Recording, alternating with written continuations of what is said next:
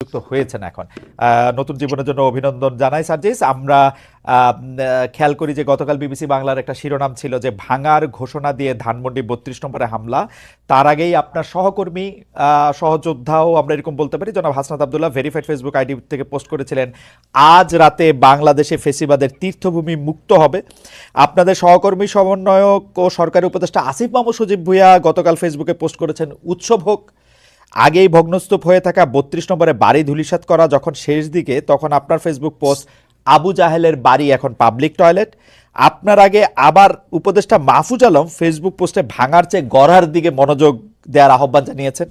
গতকালকের ৩২ নম্বরে বুলডোজার অভিযানের ঘটনায় বৈষম্যবিরোধী ছাত্র আন্দোলন ও জাতীয় নাগরিক কমিটির অফিসিয়াল অবস্থান কি ছিল? আপনাদের সমন্বয়কদের সবার অবস্থান আমার কাছে একরকম মনে হয় না, নাকি আমার এটা বোঝার ভুল? আপনি যদি একটু আমাকে পরিষ্কার করেন। যে যেমন আপনি আসার আগে আমি একটু সামারাইজ করি, জনাব রেজাল করিম রনি বলেছেন যে এইটা আরো আগেই ভাঙা দরকার ছিল, এটা ৫ আগস্ট এটা ভাঙা দরকার ছিল, গতকাল এটা অনেক দেরি হয়ে গিয়েছে। এটা ছিল মোটামুটি উনার সার্বিক অবস্থান। উনি নিশ্চয়ই আবারও পরে বলবেন। জনাব সার্জিস আলম, আপনার কাছে একটু জানতে চাইব। বলে আমাদের জায়গা থেকে যে এক্ষেত্রে বৈষম্য বিরোধী ছাত্র আন্দোলন কিংবা জাতীয় নাগরিক কমিটি তাদের জায়গা থেকে যে স্পেসিফিক এই বিষয়ে একটা কোনো অফিসিয়াল স্টেটমেন্ট ছিল বা কোনো একটা অবস্থান ছিল, ব্যাপারটি এরকম ছিল না। ব্যাপারটি ছিল এই যে তীব্র একটা ক্ষোভ। ভাই যে কথাটি বলেছেন সেই জায়গায় আমি সম্পূর্ণ একমত। এই বিষয়গুলো শুধু এটা নয়, আরো এরকম অনেক তীর্থভূমি রয়েছে আসলে, যেগুলো যে চূড়ান্ত যে আমাদের এই পুরো বাংলাদেশের মানুষের যে ক্ষোভ বা এই বহিঃপ্রকাশ, এটা আসলে ৫ই অগস্ট কিংবা ৬ আগস্ট ওই সময়ে হওয়ার কথা ছিল, হওয়া উচিত ছিল। এটা আসলে অনেক দেরি হয়ে গিয়েছে। কিন্তু আমাদের জায়গা থেকে যদি আমরা বলি, গতকালকে আমরা যেটা দেখেছি, ঘটনাটা এই সময় এসে এভাবে হয়তো প্রত্যাশিত ছিল না, কিন্তু সবচেয়ে বড় কথা এক সময় প্রকাশিত হওয়ারই কথা ছিল। এবং এক্ষেত্রে সবচেয়ে বেশি আমার মনে হয় যে প্রভাবিত করেছে খুনি হাসিনা। যে প্রভাবিত তিনি ওই ১৫-১৬ জুলাই করেছিলেন ওই গণভবনে বসে প্রেস কনফারেন্স করে, সেই প্রভাবিত তিনি এখন করছেন ভারতে বসে।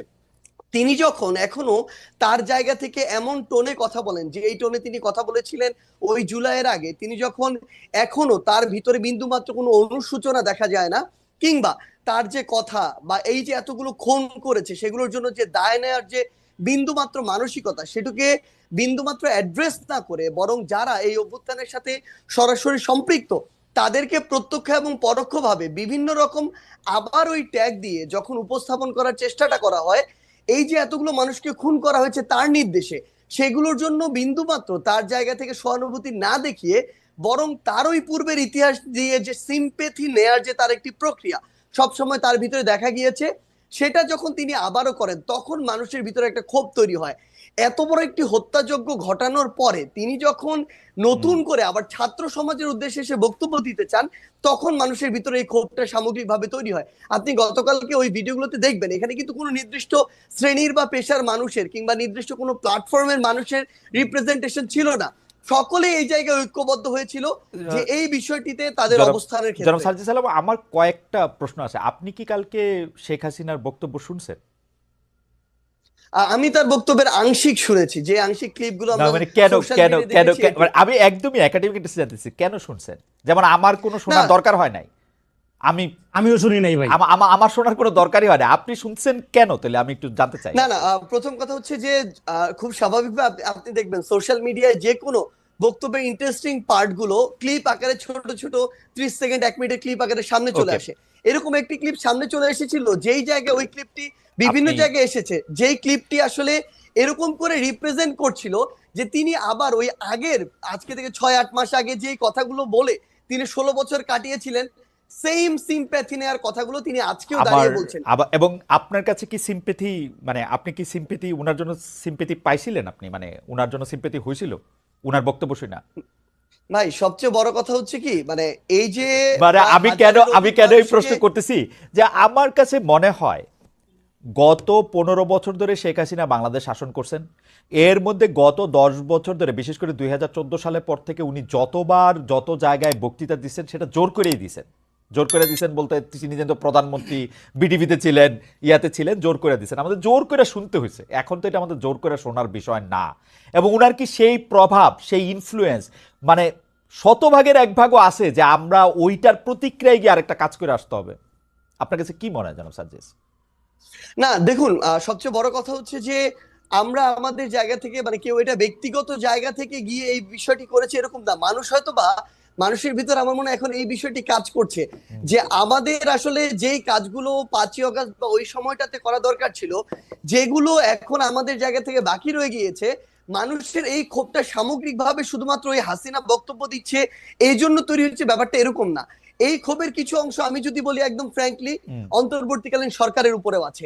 এই অন্তর্বর্তীকালীন সরকার তাদের জায়গা থেকে এই খুনি যারা ছিল, যারা সরাসরি এই খুনগুলোর সাথে জড়িত, ছাত্রলীগ, আওয়ামী লীগ, যুবলীগের ক্যাডাররা বা কিছু কিছু পুলিশ সদস্য, যাদেরকে আসলে গ্রেফতার করে বিচারের আওতায় আনার কথা ছিল, দৃশ্যমান এরকম একটা বিচার আমাদের দেখার কথা ছিল, সেটি যখন দেখছে না মানুষের ভিতরে একটা ক্ষোভের উদ্গীরণ হচ্ছে।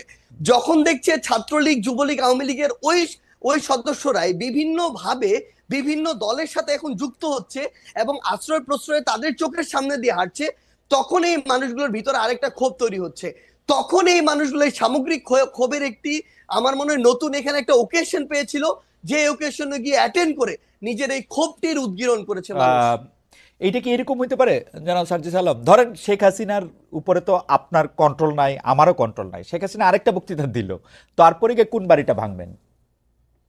না দেখুন, এখানে শেখ হাসিনা অসংখ্য বক্তৃতা দিক আর একটা বক্তৃতা দিক সেটা ফ্যাক্ট না, তবে মানুষের ভিতরে এই যে ক্ষোভ, যেই ক্ষোভটা আসলে মানুষের একটা ভিতরে 5ই অগস্টের পরে যে কথাটি গতকালকে আমরা দেখলাম যে আমাদের উপদেষ্টা মাহফুজ ভাই যিনি রয়েছেন তিনি বলেছিলেন যে মানুষ ভাঙাটা এক পাশে রেখে গড়ার দিকে মনোযোগ দিচ্ছিলেন, কিন্তু মানুষ যখন দেখছিলেন তার যেটুকু ন্যূনতম চাওয়া, ওই চাওয়াটুকু বিচারের ক্ষেত্রে হোক বা অন্যান্য পলিটিক্যাল স্পেয়ারে হোক যেটা মানুষ এক্সপেক্ট করে, ওইটুকু যখন প্রত্যাশিত অনুযায়ী পাচ্ছে না, তখন মানুষের এই ক্ষোভের উদ্গীরণটা বিভিন্ন কারণে হচ্ছে এবং ঘটছে। এবং সবচেয়ে গুরুত্বপূর্ণ বিষয় হচ্ছে শেখ হাসিনা আগামীতে, আমি ধরে নিচ্ছি 1 মাস পর কোনো বক্তব্য দিলেনও না, কিন্তু আজকে থেকে 2, 3, 4 মাস পরে আমরা যদি এই দৃশ্যমান শহীদ পরিবারের কিংবা যারা আমাদের আহত যোদ্ধারা রয়েছেন তাদের এই রক্তের বিচারগুলো দৃশ্যমান না দেখি, দেখবেন শেখ হাসিনার বক্তব্য দেয়া লাগবে না, আমরা শহীদ পরিবার কিংবা আহতদেরকে সাথে নিয়ে হয়তোবা এরকম রাস্তায় আমাদেরকে নিয়ে নেমে যেতে হবে এরকম একটা দৃশ্যমান বিচারের জন্য। তো এই জায়গাটা শুধুমাত্র শেখ হাসিনা দৃশ্যমান বিচার করার জন্য আপনারা আওয়ামী লীগের স্থাপনাগুলি বা আওয়ামী লীগের সাথে জড়িত জিনিসগুলি গিয়ে আপনারা ভাঙবেন। এটা আওয়ামী লীগ না, সবচেয়ে বড় কথা হচ্ছে কি দেখেন, আওয়ামী লীগ বলে এমন কিছু এখানে বিষয়কে নিয়ে আসা হচ্ছে, আওয়ামী লীগের সবাই, আমরা যে স্পষ্ট করে বলি আওয়ামী লীগের যে মানুষগুলো এই বিষয়গুলোর সাথে জড়িত ছিল, হত্যাযজ্ঞের সাথে, খুনের সাথে, ফ্যাসিজমের সাথে, স্বৈরাচারের সাথে, এবং তারা যেগুলোকে সিম্বল এক প্রকার উপাসনালয় হিসেবে তৈরি করে সিম্বলাইজ করে এতদিনের রাজনীতিটা করেছে, মানুষের ক্ষোভ ওই জায়গায়। বাংলাদেশে আমি ধরে নিচ্ছি 20% মানুষ আওয়ামী লীগের সমর্থক ছিল, কই বাকি বাড়িগুলোতে তো গিয়ে হামলা করা হয়নি, ওই সমর্থকদের বাড়িতে গিয়ে কিন্তু হামলা করা হয়নি, কিন্তু এই ধানমন্ডি 32 ওই গণভবন কিংবা এই যে বিভিন্ন ভবনগুলোকে কেন্দ্র করে পুরো একটা উপাসনালয় হিসেবে প্রেজেন্ট করে এই যে রাজনীতি করা হয়েছে, মানুষের ক্ষোভটা ওই জায়গায়। এবং এটা স্পেসিফিক ভাবে দল হিসেবে আওয়ামী লীগ নয়, বরং স্পেসিফিক ভাবে কিছু প্রতিষ্ঠান বা উপাদান যেগুলোকে সামনে রেখে এতদিন আওয়ামী লীগ এই অত্যাচার নিপীড়নের রাজনীতিটা করেছে। ওকে, আপনাকে আমি প্রশ্ন করেছি যে আপনারা যে রূপায়ণটার অফিস নিয়েছেন সেটা চাঁদা করতে কাটতেছে, যে চাঁদা করতে কাটতেছে, আপনাদের যদি আমি প্রশ্ন করি যে আপনারা আসলে কেন এই গাড়ি চড়ে এখানে যাইতেছেন, কে আপনাদের গাড়ি দিচ্ছে? আপনারা বলেন আমার মতো 1 কোটি খালেদ মহিউদ্দিন আছে যারা আপনাদেরকে গাড়ি দেয়। একই কালচারে আপনারা পড়তেছেন না, একই কালচারে আপনারা ব্যবহার করতেছেন না, আপনাদের কাছে তদবির আসতেছে, আপনারা তদবির করতেছেন তো, বিভিন্ন জায়গায় আপনারা তদবির করতেছেন তো, করতেছেন না? এটা যখন আপনি আপনার জায়গায় এরকম, আপনি ভাই আমাদের কাছে অনেক রেসপেক্টেড, একদম সোজা বাংলা কথা বলি ভাই, সো সেই জায়গায় যখন এরকম মানে এরকম একটা কথা চলে আসে, কেউ একজন বললো ওইটা এরকম একটা মেইন স্ট্রিম জায়গায় চলে আসে, এটা খুবই অপ্রত্যাশিত। আর আপনাকে যদি অফিসের কথা এবং এই কথাটা বলি ভাই, আমি আমার জেলায় এ পর্যন্ত 8000 কম্বল দিয়েছি ভাই, এই টাকাটা কোনো চাঁদার টাকা না। এই 8000 কম্বল আমি যদি ওই মানুষগুলোর সাথে যোগাযোগ করে না নিতাম, ওই মানুষগুলো অন্য কাউকে দিত। বাংলাদেশে এরকম অন্তত কয়েক হাজার মানুষ আছে যারা প্রত্যেক বছর 10-20 হাজার কম্বল বিভিন্ন জায়গায় দেয়। আমি এর মধ্যে মনে করেন 10 জন মানুষের খোঁজ পেয়েছি বা খুঁজে বের করেছি। আমি হ্যাঁ ওটাতে যাচ্ছি ভাই, আমি তাদেরকে বলেছি যে ভাই আমার পঞ্চগড়ে প্রচন্ড শীত, আপনি যদি আমাকেও 1000 দিতেন আমি আমার মাধ্যমে বিতরণ করতাম তাহলে ভালো হতো। তারা দিয়েছেন, এইটুকুই কম্বলের বিষয়। ভাই রূপায়ণ টাওয়ারের বিষয়, ভাই একদম স্পষ্ট কথা বলি, বাংলাদেশের রাজনীতি করতে বিগত রাজনৈতিক দলগুলো যেই লেভেলের টাকা খরচ করার কালচার তৈরি করেছে, একদম মানে কালো টাকা দিয়ে সেটা যদি কন্টিনিউ হয় আমাদের দ্বারা বাংলাদেশের রাজনীতি করা সম্ভব না, একদম ক্লিয়ারলি বলে দিলাম। আমরা আমাদের জায়গা থেকে ভাই একটা ফাউন্ডেশন করার প্রসেস অলমোস্ট শেষের দিকে। এই ফাউন্ডেশনে ওপেন ফান্ডিং হবে দেশের এবং দেশের বাইরের। আমরা আমাদের জায়গা থেকে আমাদের ম্যানিফেস্টো তুলে ধরবো পুরো পৃথিবীর মানুষের সামনে। আমরা যদি আমাদের রাইট ট্র্যাকে থাকি তারা ফান্ডিং করবে, যদি না থাকি তারা ফান্ডিং করবে না। এবং আপনি যে এই গাড়িটার কথা বলছেন ভাই, আমি আপনাকে বলি, আপনি যদি দেশে থাকতেন না, আপনি এতদিনে আমার অন্তত 5 দিন কল পাইতেন যে ভাই মহিউদ্দিন ভাই আপনার তো হচ্ছে 2টা গাড়ি আছে, আমাকে একটা গাড়ি একটু 3 দিনের জন্য দেন বা 1 দিনের জন্য দেন, ড্রাইভার এবং গাড়ি আপনার, তেলটা আমি দিব ভাই। আমি ভাই লিখে দিতে পারি আপনি খালেদ মহিউদ্দিন ভাই আপনার 2টা গাড়ির মধ্যে একটা গাড়ি একদিনের জন্য আমাকে দিতেন। এরকম আমাদের বাংলাদেশে এই অভ্যুত্থান পরবর্তী সময় হাজার হাজার মানুষ আছে ভাই যে 16 বছর পরে একটু হাফ ছেড়ে নিঃশ্বাস নিচ্ছে। এই মানুষগুলোর ওই সামর্থ্যটুকু আছে। এই মানুষগুলো এখন লক্ষ লক্ষ কোটি কোটি টাকা তাদের উপরে যে চাঁদা এভাবে চাপিয়ে দেওয়া সেটা থেকে তারা এখন মুক্ত। ভাই আমরা না রিকোয়েস্ট করি ভাই এভাবে ওপেনলি ভাই, একদিনের জন্য ফোন দিয়ে রিকোয়েস্ট করি, আমরা আপনাদের যারা এখানে আছেন নিশাদ ভাই থেকে শুরু করে আমরা তাদেরকেও করবো ভাই, যদি দেন ভালো হবে, না হলে ভাই আমরা আরেকজনের কাছে বলবো যেই দেয় ভাই। আজকে কেউ দেয় নাই ভাই, ক্লিয়ারলি বলে আজকে কেউ দেয় নাই, হেঁটে চলছে, রিক্সায় চলছি ভাই, এভাবেই আমাদের লাইফ চলছে ভাই। শুনেন ভাই, আসতেছে 100টা, হ্যাঁ করতেছি না ভাই। আপনি একটা রেফারেন্স বের করে দেখাবেন যে এই তদবিরটা করছি। এবং যদি কোনো একটা ক্ষেত্রে ভাই বলি, ধরেন কোন একটা জেলার ডিসি ওই জায়গায় গিয়ে এখনো রাজনৈতিক দলের তোষামোদি করতেছে, জনগণের চিন্তা না করে নির্দিষ্ট কিছু মানুষের এজেন্ডা বাস্তবায়ন করতেছে, ওই এলাকার মানুষ, জনগণ, ছাত্র প্রতিনিধি সবাই একসাথে এসে যখন বলে তখন এই দাবিটা তুলছি। কিন্তু আপনি এটা যখন জনগণের ক্ষেত্রে হবে, দেশের স্বার্থ হবে, তখন আমরা আমাদের জায়গা থেকে দাবি তুলবো। আপনি এটা একটা এক্সাম্পল দেখাবেন। আমি দেখাবো সার্জিস, আমি একটা এক্সাম্পল দেখাবো, একটা এক্সাম্পল দেখাই, অবশ্যই একটা এক্সাম্পল দেখাই, একটা এক্সাম্পল হ্যাঁ আপনারই দেখাই। আমার এটা বলতে মানে এটা খুব ইচ্ছা ছিল না, কিন্তু যাই হোক একজন জুডিশিয়ারির একজন খুব উঁচু পদের কর্মকর্তা আমাকে জানিয়েছেন, আমি বলি সেটা হচ্ছে আপনার বাবার তদবিরের কারণে নিয়োগ বন্ধ করে দেওয়ায় পঞ্চগড়ের জেলা জজ আর চিফ জুডিশিয়াল ম্যাজিস্ট্রেটকে মিনিস্ট্রিতে অ্যাটাচড করা হয়েছে। ভাই শোনেন একটা কথা বলি, মানে এই যে মানে এটার চেয়ে বড় প্রোপাগান্ডা। এবং মানে আপনি শোনেন জাস্ট একটা এক্সাম্পল, পুরো পঞ্চগড় জেলার যত মানুষ আছে তাদেরকে জিজ্ঞাসা করবেন, পুরো পঞ্চগড় জেলার বৈষম্য বিরোধী ছাত্র আন্দোলন আছে তাদেরকে জিজ্ঞাসা করবেন, পুরো পঞ্চগড় জেলার বৈষম্য বিরোধী ছাত্র আন্দোলন পুরো জেলা কোর্ট থেকে শুরু করে এভরিথিং ব্লক করে রাখছিল শুধু একটা কারণে, এই জেলা জজ এবং চিফ জুডিশিয়াল ম্যাজিস্ট্রেট তারা তাদের জায়গা থেকে একটা নিয়োগ প্রক্রিয়ার পরীক্ষার আগে তারা বিভিন্ন জায়গায় ম্যান সেট করে রাখছিল। এবং ওইখানে যারা পরীক্ষার্থী ছিল তাদের প্রতিবাদের মুখে পড়ে তারা পরীক্ষাটা পর্যন্ত বন্ধ করে দিতে বাধ্য হয়। এবং সবচেয়ে মজার বিষয় হচ্ছে, একটু অ্যাড করি ভাই, সবচেয়ে মজার বিষয় হচ্ছে ওইখানে অ্যাপ্লাই করেছিল মনে করেন 2000 স্টুডেন্ট, তারা তাদের মতো করে বিভিন্ন এক্সকিউজ দিয়ে প্রায় অর্ধেক স্টুডেন্টকে পরীক্ষা দিতেই দেয় না, বাকিদেরকে দিয়েছিল। এবং এরপর এটা পর্যন্ত রেফারেন্স ওই স্টুডেন্টদের পরীক্ষার্থীদের কাছে চলে গিয়েছিল, বিভিন্ন পলিটিক্যাল দল তাদের জায়গা থেকে লিস্ট পাঠিয়েছিল। এবং এই চিফ জুডিশিয়াল ম্যাজিস্ট্রেট এবং জেলা জজ যিনি রয়েছেন তারা বিগত সময়ে আওয়ামী লীগের সময়ে তারা ওই সময় যে আইন এবং বিচার মন্ত্রণালয়ের যিনি মন্ত্রী ছিলেন তার লিস্ট দেখে দেখে পঞ্চগড়ে নিয়োগ দিয়েছে।